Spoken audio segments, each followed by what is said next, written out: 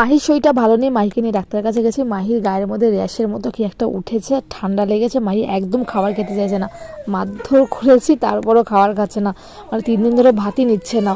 তো আজকে বাধ্য হয়ে ডাক্তারের কাছে গেলাম। ডাক্তারের কাছে গেলে তো জানোই কেমন করে, ডাক্তারবাবুকে দেখতে দেয় না, ও ভীষণ ভয় ডাক্তারবাবুর কাছে গেলে। ডাক্তারবাবু না দেখলে কি করে বুঝবে বলো, ও খুব কান্না করেই যাচ্ছে, দেখো মনে হয় যেন ওকে কেউ বকেছে। তো ফ্রেন্ড দেখতেই পাচ্ছ এই যে মাহি দেখো গলার মধ্যে কী সব হয়েছে ওগুলো, এই দেখো গলা এগুলো কি হয়েছে, এই জন্য কালকে ডাক্তার দেখাতে গেছে। নাক দিয়েও পড়ছে, দেখেছো কেমন। মায়ের শরীরটা ভালো নেই। মায়ের আর কদিন পরে জন্মদিন, বার্থডে তাই না মাম্মা, 2 বছরের বার্থডে। আর মাহি এখনই অসুস্থ, আর বেশি দিন নেই।